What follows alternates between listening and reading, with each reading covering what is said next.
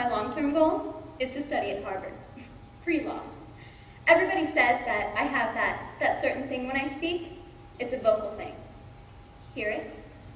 I have the ability to captivate crowds of hundreds. No. Make that thousands of people, just with the sound of my voice. It's a gift. I'm very gifted. I'm a varsity member on the school speech and debate team. I'm all about taking a stance, sticking up for yourself, sticking it to the man. You'd be surprised though. My mouth does get me in trouble, sometimes. Like the other day, I'm standing in line in the cafeteria, and the cafeteria lady gives me ranch dressing for my salad. And I say to her, "Does the youth health crisis mean anything to you?"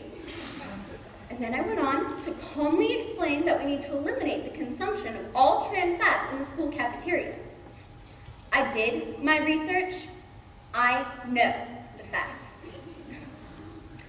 I may have gotten a little bit passionate, but a violation of school protocol, a detention, come on, let's not get carried away. I was just simply expressing my views.